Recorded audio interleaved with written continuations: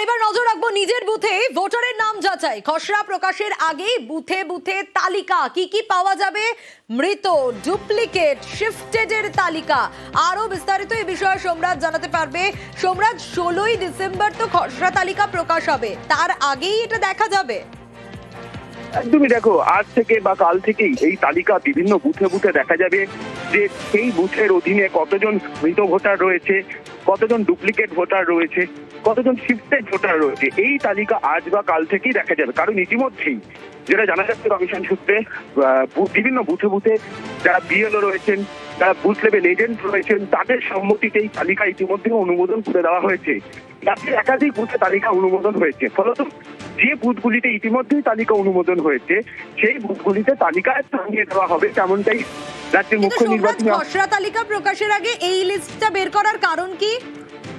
দেখো, এটা জাতীয় নির্বাচন কমিশনের গাইডলাইন রয়েছে যে খসড়া তালিকা প্রকাশের আগে মৃত তালিকা, ডুপ্লিকেট তালিকা, শিফটেড তালিকা বুথে বুথে টাঙিয়ে দিতেই হবে। এটা জাতীয় নির্বাচন কমিশনের গাইডলাইন। সেই গাইডলাইন অনুযায়ী ইতিমধ্যেই বিএলওদের এবং বিভিন্ন বিধানসভার ইলেকটোরাল রেজিস্ট্রেশন অফিসারদেরও নির্দেশ পাঠিয়ে দেওয়া হয়েছে। আজ বা কাল থেকেই এই তালিকা টাঙানোর প্রক্রিয়া শুরু হবে বলেই কমিশন সূত্রে জানা যাচ্ছে। বেশ সোমরাজ।